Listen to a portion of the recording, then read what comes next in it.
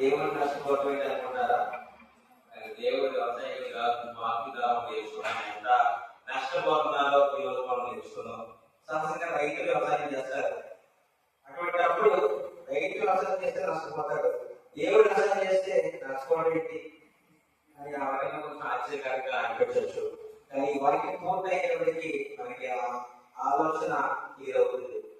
Bible రాసిన విధంగా ఆలోచిస్తే మనకు అర్థమైన రీతిలో మన కళ్ళ ముందు జరుగుతున్న వాటిని అన్ని కూడా మన కళ్ళ ముందు బైబిల్ మన ప్రతి వచనాన్ని కూడా మనకు ముందు పెడుతుంది.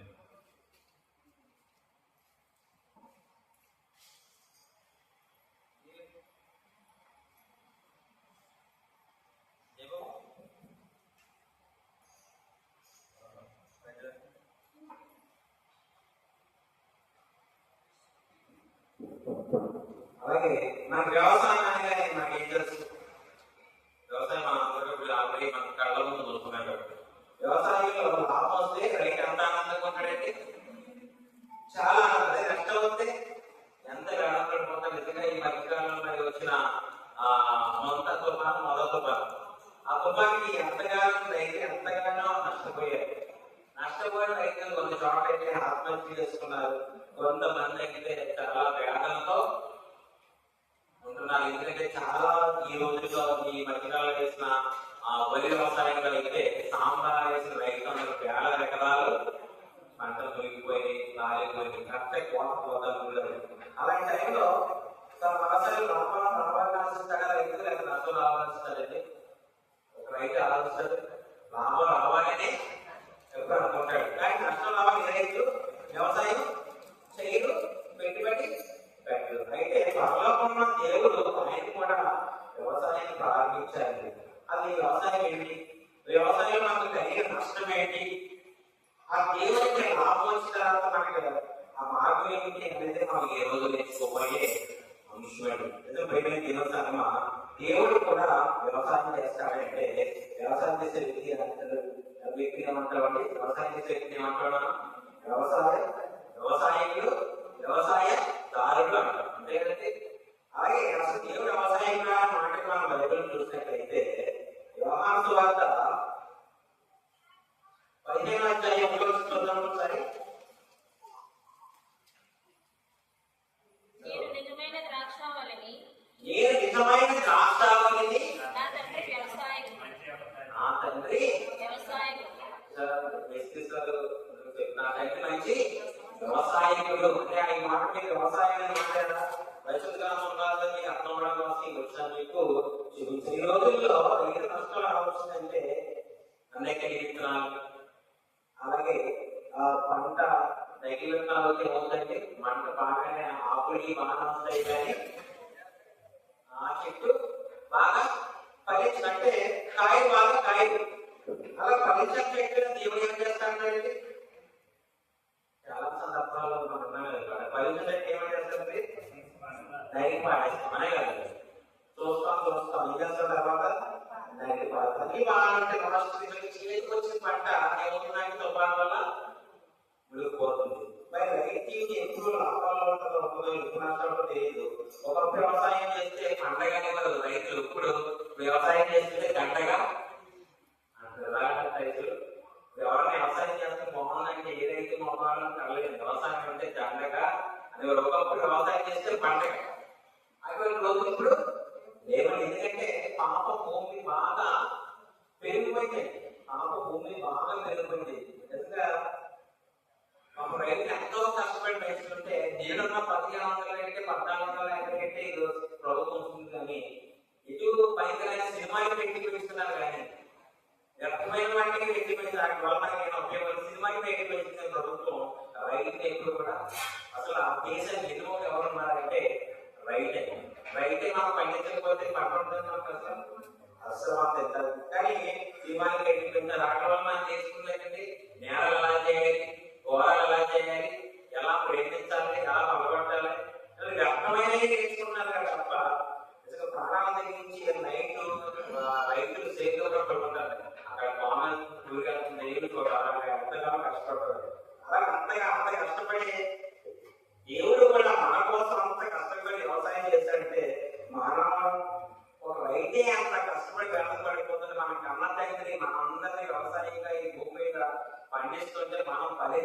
ఉంటే ఆయన ఎంత బాధపడతాడంటే చాలా బాధపడిపోయింది. ఎందుకంటే ఆ నా ప్రియుడు 5 ఉపయోగించి తీసుకుని వచ్చి ఆయన ద్రాక్షలకు నాగాడు.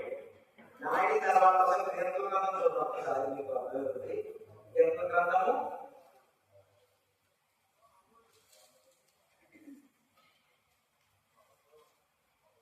50.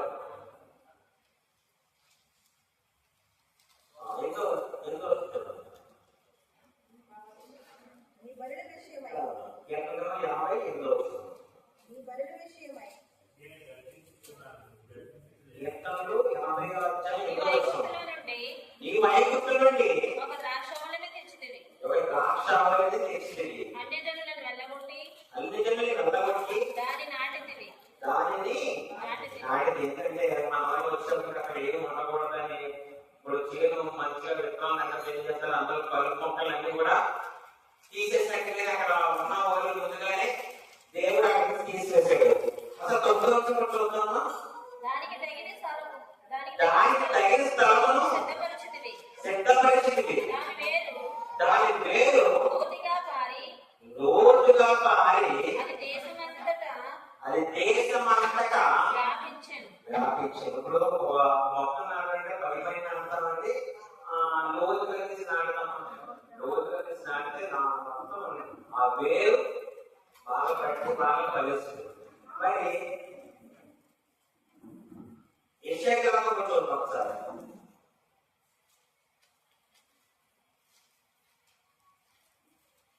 యెషయా గ్రంథము 5వ అధ్యాయం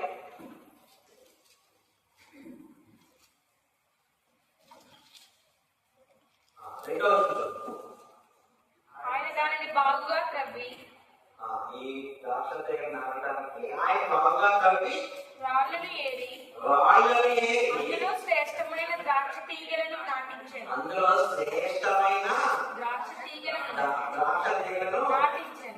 శ్రేష్టమైన అనే మాట మనం బాగా అర్థం చేసుకోవాలి.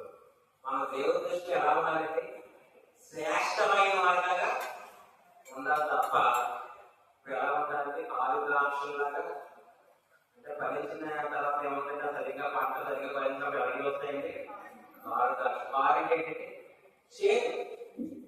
మన జీవితాల్లో మనం ఎలా ఉంటాయంటే చేదు, దేవుడిని నచ్చే విధంగా అన్నట్టు పేమెంట్ చేస్తాను. ఎందుకంటే సొత్తు గల భూమిలో ఆ ద్రాక్ష తీగం నాటాడు, కానీ ఎంతో సత్తుగా సారమైన భూములను నాటుతుంటే మనల్ని కూడా ఇక్కడ ప్రవేశపెట్టి ఆయన అంతగానో మనల్ని ఆయన ఊపిరి జీవం ఇచ్చి చూస్తుంటే మనం ఎలా ఉంటున్నామండి.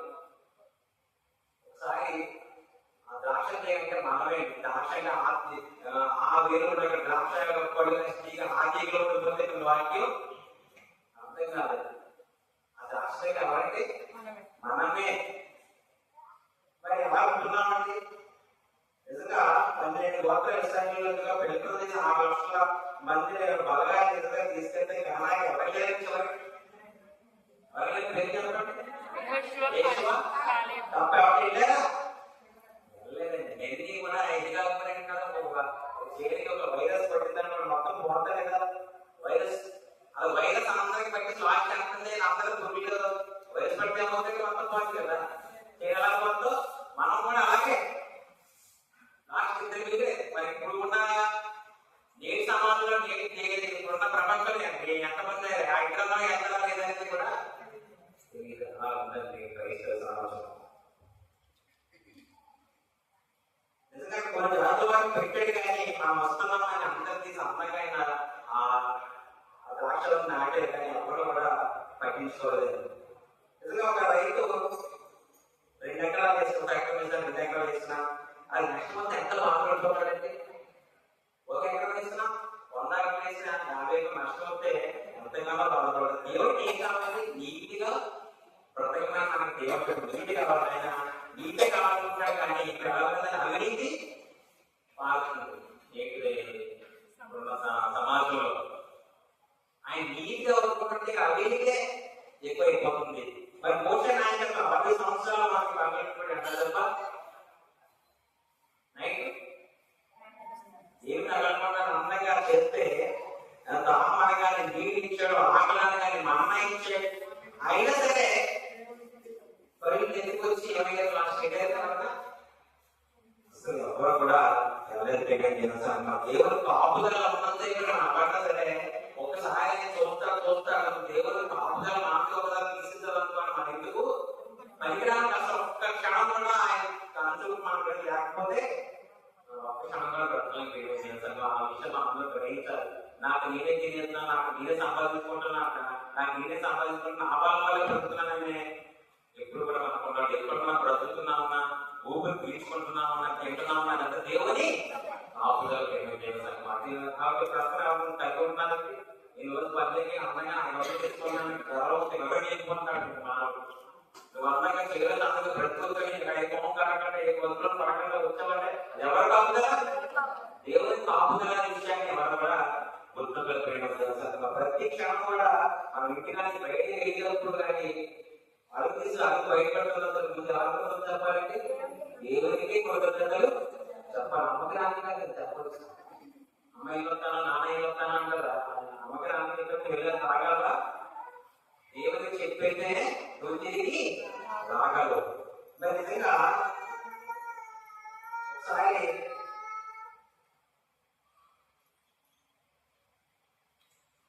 నాలుగు అదే విషయం 4 చదువుతాను ఒకసారి. నేను నా ద్రాక్ష తోటకు చేసిన దానికంటే మరేమి దానికి చేయగలను? అది ద్రాక్ష పండ్లు కాయునండి. నేను కనిపెట్టినప్పుడు అది ద్రాక్షలు కాయటకు కారణమేమి? అక్కడ దేవుడు ప్రశ్న అక్కడ అందంగా ఫలించాలి. అందమైన తీగలు నాటి ఇల్లాను మీరు కాయని కనిపెడుతున్నాను, కాయని అందంగా ఫలించాలని కనిపెడుతున్నాను, కానీ ఎందుకు కాయ ద్రాక్షలు కాస్తున్నాయని దేవుడు ప్రశ్నించాడు. మనం ఏం చెప్పగలండి? అంటే మనలో నీతిగా ఉండలేదు కాబట్టి కాయ ద్రాక్షలు కాస్తున్నాయి. నీతి అనేది మనకి ఏది. అలాగే 5వ వచనం కూడా చూద్దాం ఒకసారి. ఆలోచించుడి. నేను నా ద్రాక్ష తోటకు చేయబో కార్యమును మీకు తెలియచెప్పెదను. నేను అది మేసి వేయబడినట్లు దాని కంచెను కొట్టివేసేదను. అది త్రొక్కబడినట్లు దాని గోడను పడగొట్టి దాన్ని పాడు చేసేదను. దేవుడు ఎక్స్ప్రెస్ దేవుడికి కాపుదల ఉన్నంత కాలం విషయం జరగడం జరిగిందండి. దేవుడి కాపుదల ఎప్పుడైతే లేదో విషయం ఆకారం మొత్తం నాశనం అయిపోతలేదా? అలాగే దేవుడు మనకి ఉన్నంతసేపు ఆయన కాపుదల ఉన్నంతసేపు మనం ఈ భూమి మీద బ్రతకగలం. ఎందుకంటే ఒక్కసారి కనుక ఆయన కాపుదల మనకు వదిలేస్తే ఏమవుతుందంటే గోడ పడగొట్టేసినట్టు మన జీవితాలు కూడా చందావద అయిపోతాయి. ఒకసారి ఆలోచన చదువుతాం. ఒకసారి అది శుద్ధి చేయబడదు, దానిలో గచ్చబొదలను చెట్లను దాని మీద వర్షింపవలదని మేఘములకు ఆజ్ఞనిచ్చెదను. అంటే ఇంకా మనం ఫలించండి. ఇంకా మనకి ఫలించం. చూడగా వరి నాటిన తర్వాత భూమి బిగిడి మారిపోయిన తర్వాత ఇంకా వర్షం కురవద్దని చెప్పాడు దేవుడు. అప్పుడు ఏమవుతుందంటే భూమి నెల కాసి మొత్తం ఇదంతా ఇండిపోతలేదా? పక్షి ఉన్నది ఎలా అయిపోతుంది? గడ్డి కింద అయిపోతుంది. మన జీవితంలో కూడా దేవుళ్ళు ఆయన ఓటు బట్టి మనం ఎంతగానో ఫలించమని మనం కూర్చోబెట్టే సంఘంలో మనం ఫలించకపోతే మన బ్రతుకులు కూడా అట్టి మాదిరిగా అయిపోతాయి. మనకి వాయిస్ మనకి అలాగే ఇక్కడే వచ్చి ఇశ్రాయేలు దేవుడు ద్రాక్ష తోట యూదా మనుషులు ఆయనకి ఇష్టమైన వనము ఆయన న్యాయం కావాలని చూడగా బలత్కారం కనబడుతుంది.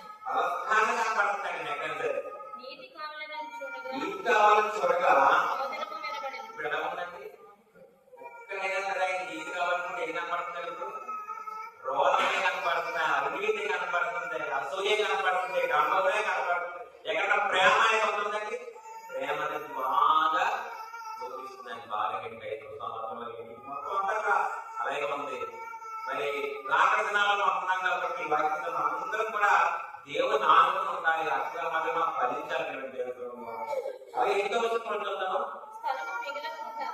స్థలం మిగలకుండా మీరు మాత్రమే దేశంలో నివసించినట్లు ఇంటికి ఇల్లు కలుపుకొని పొలమునకు పొలము చేర్చుకును నీకు శ్రమ. ఇంకేంటంటే ఇప్పుడు ఇంటికి ఇల్లు కలుపుకోవడం అంటే ఒక ఆస్తి ఒకళ్ళు లాగేస్తున్నాడు ఏదంటే ఇప్పుడు ఒక అభివృద్ధి అయినప్పుడు చాలా లాగించే గతంలో చాలా మంది ఆస్తులు దాని ఇల్లు వదిలేసి ఎక్కువ అమెరికాలో పెట్టినటువంటి అందరూ కూడా వాళ్ళకి ఉండరు కదండి ఆక్రమించిన ఇల్లు కలుపుకోవడం అంటే ఆక్రమణ సేలు ఆక్రమణ దంద. ఒకసారి ఆ రైతు మన 5 సంవత్సరాలు లేకపోతే ఆ సేలు ఇంకొకటి ఆక్రమణ. ఇలాంటివే ఎక్కువైపోతున్నాయి మనకి వాక్య ద్వారా చదివిస్తున్నటువంటి ఒకసారి కొరింథీయుల పత్రిక 11వ పత్రిక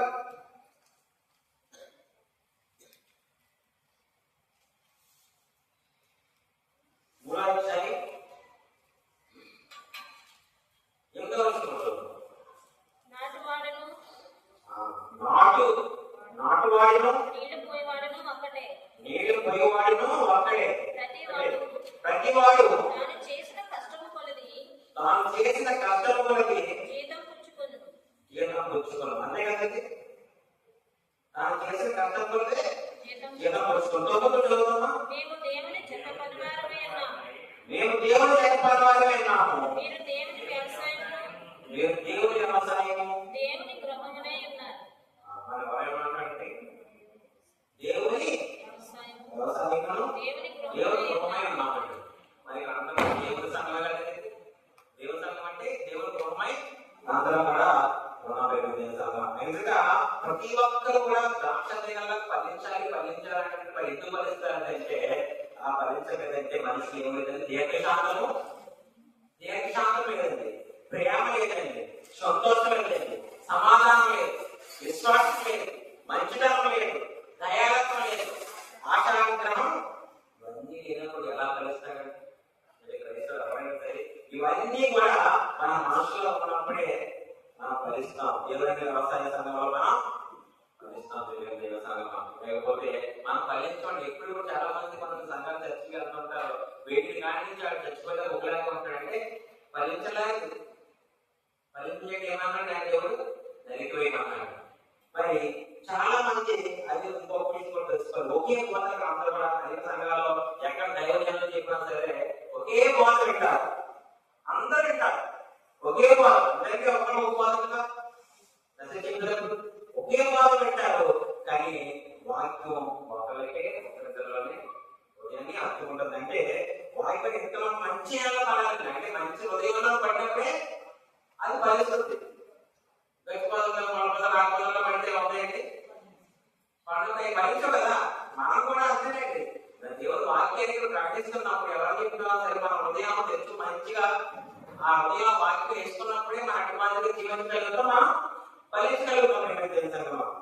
అలాగే లోక వార్త చివరికి వస్తాం.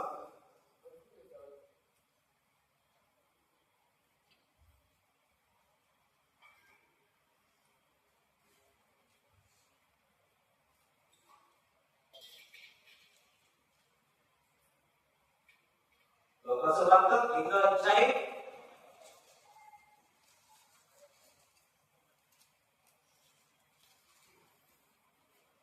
15వ వచనం. మంచి నేలలు విత్తనమును పోలిన వారెవరనగా యోగ్యమైన మంచి మనసుతో వాక్యము విని దానిని అవలంబించి ఓపికతో ఫలించువారు. వాక్యాన్ని ఎక్కడైంది అవలంబించాలని వాక్యాన్ని దాని ఓపికతో. అలాగే ఎవరు ఉంటున్నారండి మంచి జ్ఞానాన్ని విత్తనం పోయిన వారు ఎవరుగా ఎవరున్నారండి? ఎవరికంటే దేవుడు యోగ్యమైన మనసు మంచి మనసు దేవుడు వాక్యాన్ని విని దాన్ని అవలంబించి ఓపికతో ఫలించో. ఓపుకోండి. దేవుని వాక్యం అంటే అర్థమవుతుంది కదండి. చాలా ఓపికతో విని మన ఉదయంలో ఆ వాక్యాన్ని భద్రపరచుకోవాలి ఎప్పటికప్పుడు.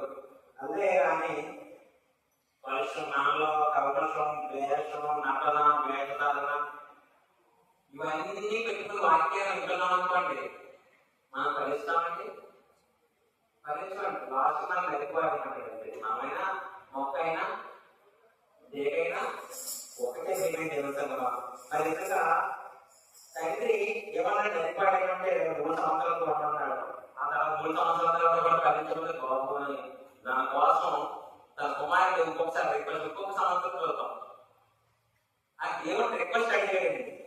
వాటి యజమాని అంటే ఎవరండి? తండ్రిని. వాటి యజమాని అడిగాడు, ఇంకా ఇప్పటికైనా మార్గం పొందుతారు, మార్గంతో ఫలిస్తారని ఇంకా అడిగాడు. అయినా సరే అప్పటికి ఇంకా అలాగే అలాగే అలాగే ఉంటున్నాం తప్ప ఎంత వాక్యాన్ని విన్నా సరే, ఎన్ని విన్నా సరే, ఎన్నో ఉపమానాలు విన్నా సరే, ఇంకా మనం ఫలించేటంటే మన హృదయాలు, మన జీవితాలు, మన కుటుంబాలు ఫలించేటంటే కారణం ఏంటంటే అవలంబించలేదు వాక్యాన్ని. వాక్యాన్ని పట్టుకోవట్లేదు. దేవుని భయభక్తి కలిగిన జీవితాన్ని మనం గడపట్లేదు. అందుకని మనం ఎప్పుడు కూడా ఫలించిన వాళ్ళ చాలా సంఘాలు చాలా చోట ఉండిపోతాయి. దానికి కారణం అదేంటి? అందుకే ఈ రోజు మరి ఈ వాక్యాన్ని ముందు పెట్టడం జరిగింది. ఇక్కడి నుంచి అయినా సరే ఈ ద్రాక్ష జరిగిన ఈయనే, ఆ తీగ ఈయనే, దేవుడు ఇంకా ఫలించాలి. నా కుటుంబాలంతా కుటుంబాలుగా తగిలి వచ్చి దేవుడి సన్నిధిలో కూర్చోవాలి. ఒక్కొక్కగా రావడం కాదు, నా కుమారుడిని తీసుకురావాలి, నా భార్యని తీసుకురావాలి, నా భర్తను తీసుకురావాలి, పిల్లలందరికీ తీసుకురావాలి. మరి వాక్యాన్ని రోజు ముందు పెడుతుంది. ఎందుకంటే రేపటి నుంచి వచ్చాక ఉపవాస పనులు జరుగుతున్నాయంటే ఇలా ఒక్కొక్కరి మాదిరి వస్తుంది కాదండి. చుట్టాలు కూడా మనం ఎంతో మంది సువార్త ప్రకటించుకునే అవకాశం మీకు దొరికింది. ఈ చుట్టాలందరికీ కూడా ఫోన్ చేయండి. కుటుంబం నుంచి 4, 3, 5గా తీసుకురావాలి. ఇలా వాక్య పనులు జరుగుతున్నాయి. రేపు మరణించిన తర్వాత బ్రతుకుంది. ఆ బ్రతుకి అర్థం ఏంటో మనకు తెలుస్తుంది. కానీ ఒక్కసారి వినండి అని ప్రతి మిత్రుడు కూడా, ప్రతి చెల్లి చెల్లెమ్మ అందరూ కూడా రేపు మరి జరగబోయే ఉపవాసానికి ప్రతి ఒక్కరు కూడా తీసుకొస్తారని మరి వాక్యం మీ ముందు పెట్టలేదు. మనమే ఫలించకుండా ఎదురువారికి వాక్యాన్ని ఎలా చెప్పగలం, ఎదురువారికి సువార్త ఎలా ప్రకటించగలం, కుటుంబాలు మనలో వచ్చి మనలో కూర్చోబోతే ఈ వాక్యం కలగల ఫలించి మరి రానున్న ఉపవాసంలో ప్రతి ఒక్కరు కూడా ప్రార్థన చేయవలసిందిగా ప్రోగ్రామ్ మీ అందరికీ కోరుకుంటున్నాను. స్తోత్రం. అవకాశం తెలియజేసుకుంటాను.